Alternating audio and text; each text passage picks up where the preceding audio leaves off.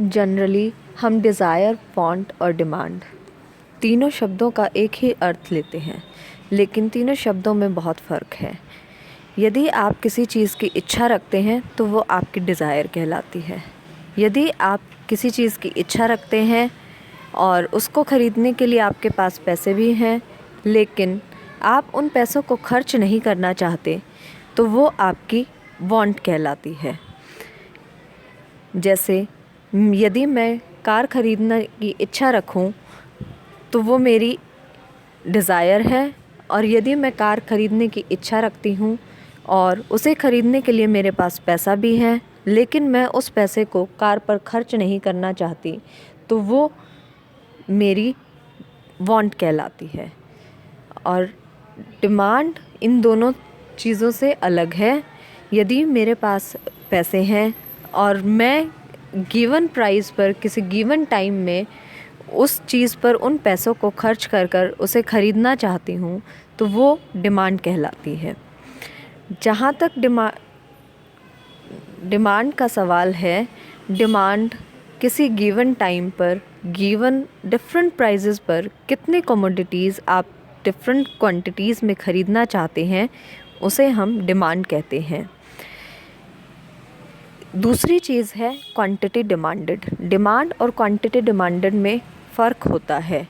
Demand तो in aggregate आप अलग अलग प्राइसेस पर कितने क्वांटिटीज़ को ख़रीदना चाहते हैं एट गिवन डिफरेंट प्राइसेस, वो डिमांड कहलाती है। लेकिन आप किसी एक निश्चित प्राइस पर किसी एक चीज़ की कितने क्वांटिटी ख़रीदना चाहते हैं, वो आपकी क्वांटिटी डिमांडेड कहलाती है। फिर आता है डिमांड शेड्यूल। डिमांड शेड्यूल एक शेड्यूल है जो कि दिखाता है टेबुलर फॉर्म में कि आप गिवन डिफरेंट प्राइस पर एक टाइम पीरियड में कितनी डिफरेंट क्वांटिटीज़ की डिमांड करते हैं। जैसा कि आप टेबल 1 में देख सकते हैं, ये इंडिविजुअल डिमांड शेड्यूल है। दो तरीके के डिमांड शेड्यूल होते हैं, इंडिविजुअल डिमांड शेड्यूल और market demand schedule. Individual demand schedule individual consumer के लिए होता है।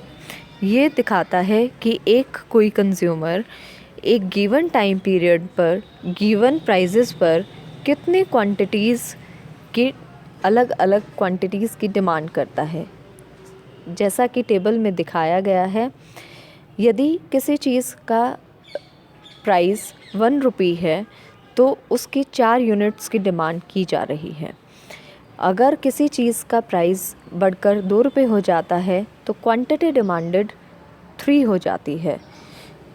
क्वांटिटी डिमांडेड और प्राइस का इन्वर्स रिलेशन है। जैसे जैसे किसी चीज़ का प्राइस बढ़ता जाएगा, उस चीज़ की क्वांटिटी डिमांडेड कम होती जाएगी। दूसरा है मार्केट डिमांड शेड्यूल।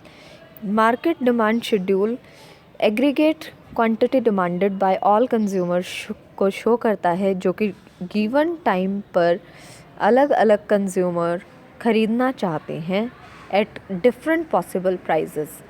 जैसा कि हम नेक्स्ट टेबल में देख सकते हैं, मार्केट डिमांड शेड्यूल को शो किया गया है। इसमें पहले कॉलम में प्राइसेस लिए गए हैं, फिर नेक्स्ट कॉलम में demand of A, further column demand of B को दिखाता है, और लास्ट कॉलम मार्केट डिमांड को दिखाता है।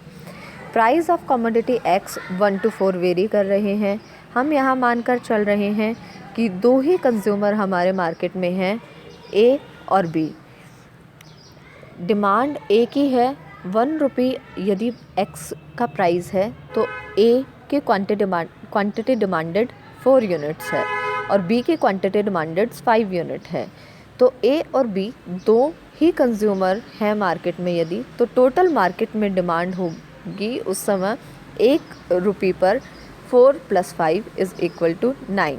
इसी तरीके से यदि मार्केट में प्राइस ऑफ एक्स बढ़ जाता है और 2 रुपये हो जाता है, तो ए अपनी क्वांटिटी डिमांडेड को रिड्यूस कर 3 यूनिट्स कर देता है, बी क्वांटिटी डिमांडेड को रिड्यूस कर 4 यूनिट कर देता है, और फाइनली मार्केट डिमांड 3 + 4 = 7 यूनिट्स हैं।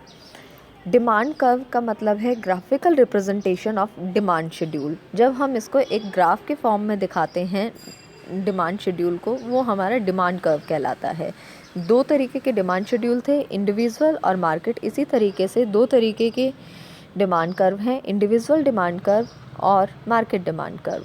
इंडिविजुअल डिमांड कर्व में आपकी जो गिवन इंडिविजुअल डिमांड शेड्यूल है, जो कि लास्ट प्रीवियस पेज पर दिया गया है, इसको 2 डायमेंशनल प्लेन में प्लॉट किया गया है।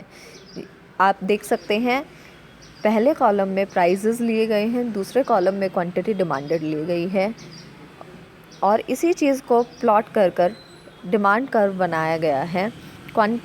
यहाँ नीचे हम एक्स एक्सिस ले रहे हैं और इधर हम वाई एक्सिस ले रहे हैं। यहाँ पर क्वांटिटी ली है हमने यूनिट्स में और वाई एक्सिस पर प्राइस लिया है।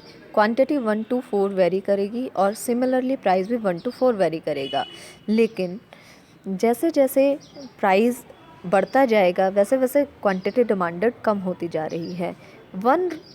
जब हमारा प्राइस किसी भी चीज़ का, जैसे कि हम टेबल में देख सकते हैं, 1 रुपी था, तो हमारी क्वांटिटी डिमांडेड 4 रुपी है, 4 यूनिट्स हैं। इसी तरीके से जब 1 रुपी हमारा प्राइस है, डायग्राम में जैसा कि आपको दिखाई दे रहा है, तो हमारी क्वांटिटी डिमांडेड 4 यूनिट्स हैं। जब हमारा प्राइस 2 हो गया तो हमारी क्वांटिटी डिमांडेड 3 यूनिट्स हैं। 3 प्राइस पर हमारी क्वांटिटी डिमांडेड 2 यूनिट है, और यदि हमारी यूनिट का प्राइस 4 रुपी हो जाता है तो हमारी क्वांटिटी डिमांडेड एक्स के लिए 1 यूनिट है। इन सभी पॉइंट्स को हम जब ज्वाइन करते हैं तो एक स्ट्रेट डाउनवर्ड स्लोपिंग लाइन आ जाती है। इसको हम इंडिविजुअल डिमांड कर्व कहते हैं। मार्केट डिमांड कर्व, पूरे मार्केट में जितने भी कंज्यूमर्स हैं, जब उनके समेशन से जो कर्व बनता है वो मार्केट डिमांड कर्व कहलाता है। ये हॉरिजॉन्टल समेशन होता है, जैसा कि हमें टेबल में दिखाया गया था डिमांड शेड्यूल के लिए कि डिमांड ए की है, डिमांड बी की है, उन दोनों का समेशन कर at a given particular price of the commodity हमने मार्केट डिमांड निकाली थी। जैसे कि 4 + 5 = 9 एट 1 रुपी। इसी चीज़ को हमने फर्दर प्लॉट किया है। जिस तरीके से हमने एक ए के लिए इंडिविजुअल डिमांड कर्व बनाया है, हम ए के लिए इंडिविजुअल डिमांड कर्व बना सकते हैं, बी के लिए भी इंडिविजुअल डिमांड कर्व बना सकते हैं, और इन दोनों का horizontal summation market demand curve कहलाता है। जैसे कि यदि प्राइस ऑफ कमोडिटी 1 रुपी है तो ए 4 यूनिट्स की डिमांड करता है, और यदि प्राइस ऑफ कमोडिटी 1 रुपी है तो बी 5 यूनिट्स की डिमांड करता है। और इन्हीं दोनों का समेशन, क्योंकि हम मान के चलते हैं ए और बी 2 कंज्यूमर्स हैं, तो 1 रुपये पर मार्केट में ए की 4 यूनिट्स प्लस बी की 5 यूनिट्स, टोटल 9 यूनिट्स की डिमांड है।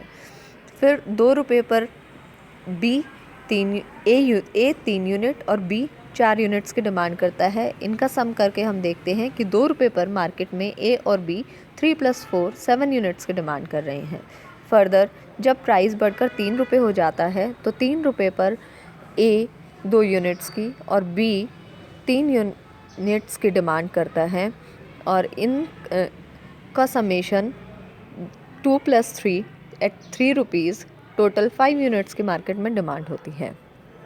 4 रुपये में ए के द्वारा 1 यूनिट की डिमांड की गई है और 4 रुपये में बी के द्वारा 2 यूनिट्स की डिमांड की गई है। तो टोटल मार्केट में 4 रुपये पर जब कमोडिटी एक्स बिक रही है, ए प्लस बी यानी 1 + 2 = 3 क्वांटिटीज़ की डिमांड की गई है।